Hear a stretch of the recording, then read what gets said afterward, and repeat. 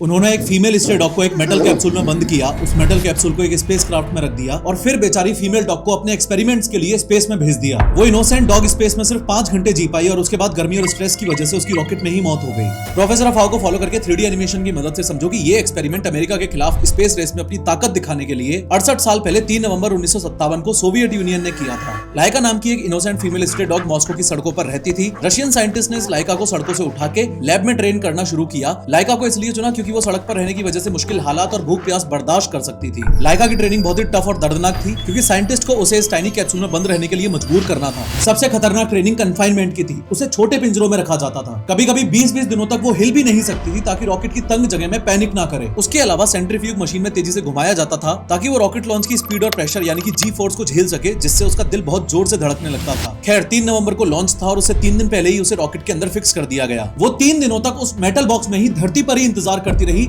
जब तक रॉकेट उड़ा नहीं। लोगों को लगा कि लाइका कुछ दिन जिंदा रहेगी और वापस लाई जाएगी, पर असल में ये मिशन वन वे था। मतलब लाइका को वापस आने का कोई प्लान था ही नहीं। 3 नवंबर को लॉन्च हुआ। स्पुतनिक 2 स्पेसक्राफ्ट ने अर्थ के 3 चक्कर पूरे कर लिए, पर चौथे चक्कर के दौरान कैप्सूल के अंदर गर्मी इतनी ज्यादा बढ़ गई कि लाइका सर्वाइव ही नहीं कर पाई और लॉन्च होने के लगभग 5 से 7 घंटे के बाद लाइका की स्पेस में ही मौत हो गई।